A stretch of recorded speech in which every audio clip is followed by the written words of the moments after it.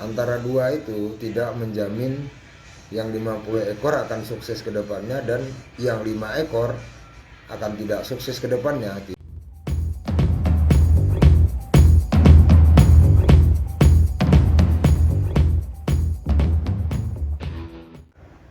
Assalamualaikum warahmatullahi wabarakatuh. Mumpung lagi santai, kita silaturahmi dulu. Kalau on perdana, apakah perlu respon banyak atau sedang atau tidak respon on perdananya? Kalau menurut saya pribadi, masalah respon itu tidak perlu dulu, karena kita sesuaikan posisi, kondisi, dan populasi di sekitar RW itu. Kalau kita paksakan untuk respon, yang ada nanti responnya berlebihan, efeknya sulit untuk menginapkan burung karena dampak negatifnya lebih banyak. Mainnya yang slow-slow aja. Kemarin saya pernah setting gedung on perdana, alhamdulillah ada respon 2 ekor burung.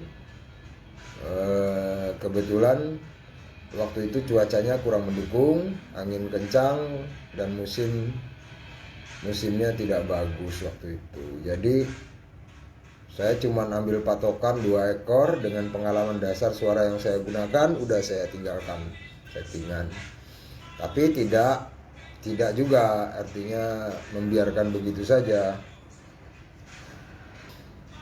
On perdana 1 bulan, inapkan burung walet 5 ekor, udah pas kah? Sebenarnya kalau saya lebih kepada pemikatan itu bukan tentang sebuah kepuasan.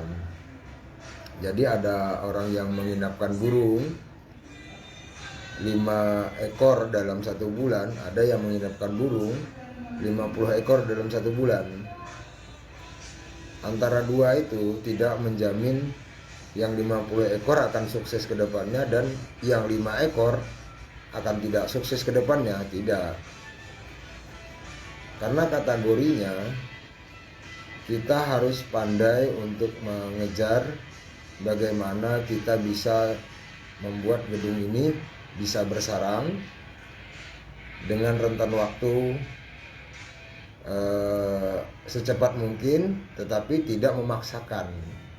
Artinya apa? Ketika kita memaksakan on 1 bulan cuma 5 ekor, terus kita mau lebih daripada itu, yang ada nanti kita bisa merusak, bukan memperbaiki. Gak usahlah 5 ekor kita bicara. Banyak kok orang punya gedung yang 50 sarang, tiba-tiba rusak hanya karena kebanyakan kekurangan ketidakpuasannya.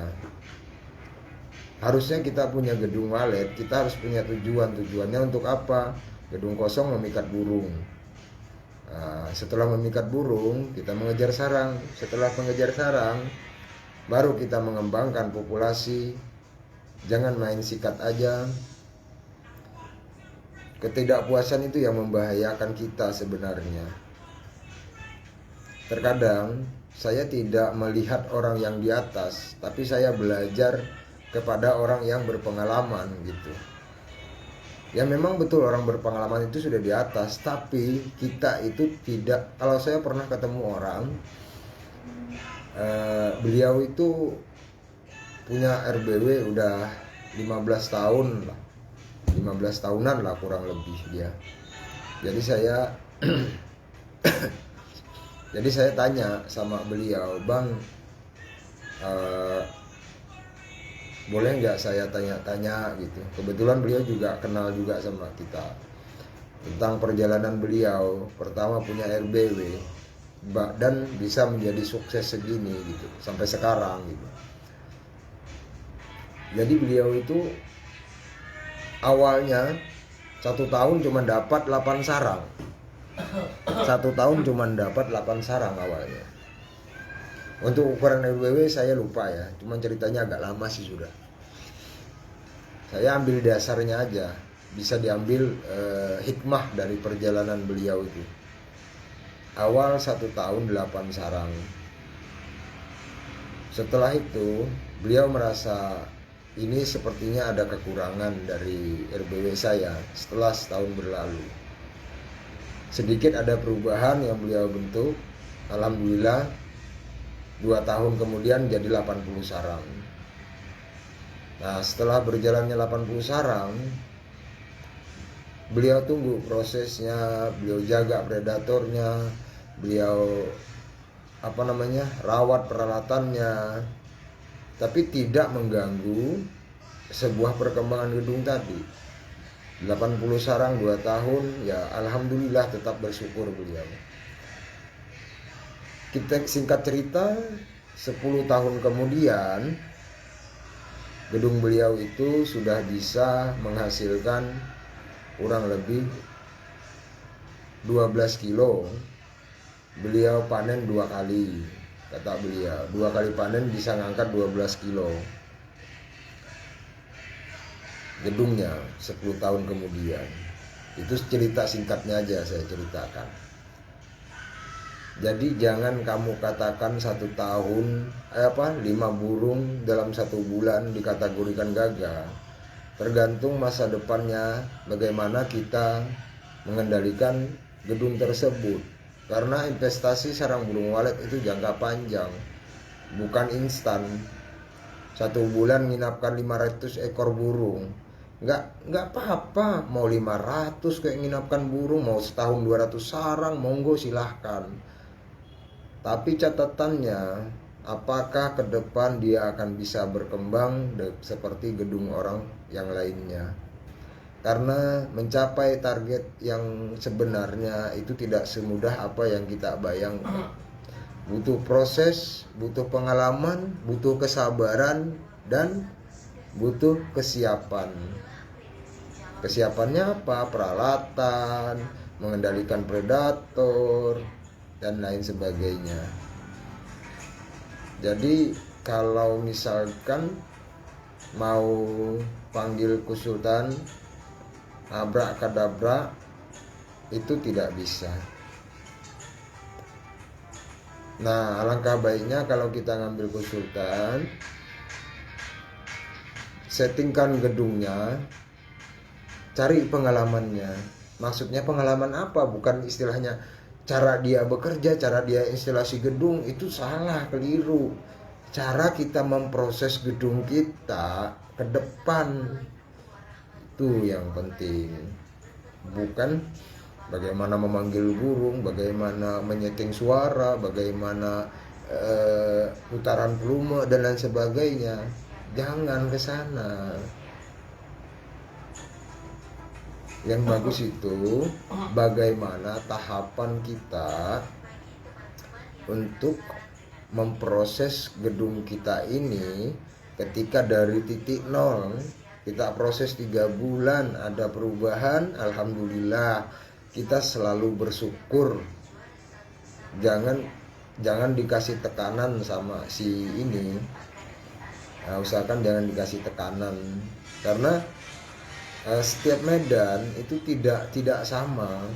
Setiap lokasi, satu lokasi pun di medan yang berbeda itu tidak sama. Tidak sama daya pikatnya itu tidak sama. Kalau misalkan kita fokus kepada respon aja, ketika orang itu menyeting, fokus kepada respon aja, kita lihat, senang sudah kita. Pada intinya yang sangat berbahaya ketika 1-2 tahun yang akan datang, kita nggak tahu kemana tujuan kita gitu. Bagaimana proses yang akan kita lewati. Itu kalau kita punya bayar konsultan, paling tidak kita bertanya, "Bang, bagaimana ke depan gedung saya ini? Kira-kira misalkan ada perubahan, apakah dengan cara apa saya bisa mengembangkan hasil dari instalasi abang ini. Misalkan abang instalasinya 1 tahun dapat 30 sarang misalkan. Terus setelah 30 sarang ini saya biarkan atau bagaimana, dan apa yang saya rawat?" Begitu yang ditanyakan. Misalkan suara tidak boleh dikotak-atik. Misalnya suara rusak bagaimana saya gantinya, kalau misalnya alat saya rusak bagaimana antisipasinya. Tanyakan semua, itu yang bahan pokok yang ditanyakan. Jangan ditanya, bang nanti sirapkan untuk SP yang bagus ya, settingnya kayak apa, volumenya jam berapa, dan lain sebagainya. Nggak perlu sebenarnya itu ketika kita sudah punya instalasinya. Dan semua waktu juga tidak sama, artinya bulan ini bagus, bulan depan bagus, misalkan bulan depannya, nanti bulan depannya lagi, 2 bulan setelahnya kadang-kadang perkembangan malah lambat gitu. Kita lihatlah sekon alam bagaimana.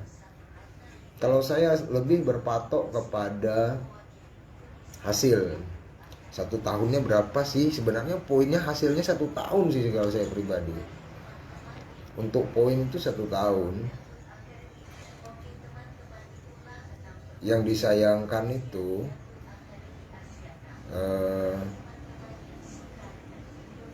banyak saya punya contoh lah istilahnya di lapangan tuh, kadang-kadang saya ketemu orang itu barengan dengan binaan saya itu barengan. Dia justru lebih cepat perkembangannya, kita mah lambat. Kita waktu itu 1 tahun cuma 80 sarang, sedangkan dia sudah hampir 2 kiloan dia. Cuman bahasanya dia 2 kilo dari awal. Kalau itu saya rehab 1 tahun, tapi dia sudah 2 tahun umurnya. Kalau gedung yang saya bina juga 2 tahun, tapi di tangan saya cuma 1 tahun gitu. Jadi dari 1 tahun saya dapat 80. Awalnya saya bina 8 sarang. Terus yang satu itu bukan binaan saya, itu sudah 2 kilo 200-an lebih. Dia senang gitu, dia dia buka lah bahwa dia panennya sekian, hasilnya sekian. Saya kasih tahu aja binaan saya, sabar, kita punya tujuan. Kalau kamu tanya sama dia tahu nggak tujuan dia kemana. Nah setelah waktu berlalu 1,5 tahun kemudian, posisi dia tetap pada posisinya, malah turun gitu. Bukan naik, malah turun posisinya. Tapi tidak banyak. Dan kita boleh dikategorikan 2 kali lipat daripada dia 1,5 tahun kemudian. Dikarenakan apa? Dikarenakan kita prosesnya sabar, dan kita berharap yang ada, catatannya yang ada harus nambah gitu. Kalau misalkan tidak nambah, kita cari masalahnya apa. Itu setiap 3 bulan kita pantau, ada 5 sarang penambahan. Kita pantau lagi 3 bulan, ternyata ada 15 penambahan. Kita pantau lagi 3 bulan, ternyata ada yang 50 penambahan. Tidak tentu. Habis itu ada yang turun lagi ke 20 tambahannya. Terus kita kumpulkan, akhirnya sarang jadi 200. Kita kumpulkan lagi, akhirnya sarang jadi nambah lagi, dan nah gitu. Tapi ketika kita tidak tahu tujuannya, kemana arah tujuan kita, ketika kita bangga dengan hasil yang kita punya, misalnya 1 tahun 2 kilo dan lain sebagainya, akhirnya ketika dia stagnan atau merosot, kita bingung sendiri karena kita tidak tahu bagaimana mengantisipasi itu dan apa penyebabnya. Terkadang penyebabnya kita sendiri yang buat-buat. Nah itulah sebenarnya gunanya instilasi, dia memberi arahan ke depan untuk mencapai sebuah tujuan gitu. Ini cuma sebuah cerita saja, tidak ada maksud dan tujuan menggurui, karena mungkin terkadang yang bertanya lebih berpengalaman daripada yang menjawab. Nah, karena kita di dunia ini nggak tahu Saya cerita sesuai pengalaman saya aja, artinya apa yang saya tahu saya ceritakan, entah itu benar atau entah itu bermanfaat untuk orang lain, entah tidak, saya juga tidak tahu gitu. Saya hanya menyampaikan sebuah cerita yang menurut saya siapa tahu bisa diambil atau dipetik pengalamannya. Karena dunia waris ini kan selalu dikatakan beginilah begitulah gitu.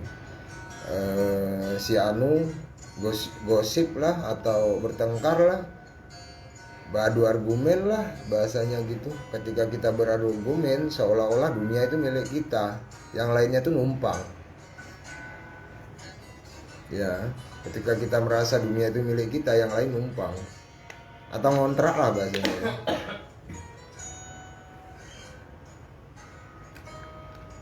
Janganlah. Kita ini bagusnya berteman sambil tukar pengalaman, menambah rezeki kalau punya teman banyak mah. Alhamdulillah kalau kita punya teman mau buka bisnis apa nggak repot, tinggal maaf tadi jaringannya lagi hilang, nggak sempat aktif. Itulah, dilanjut semua dulu ya, kita makan dulu. Assalamualaikum warahmatullahi wabarakatuh. Lanjut.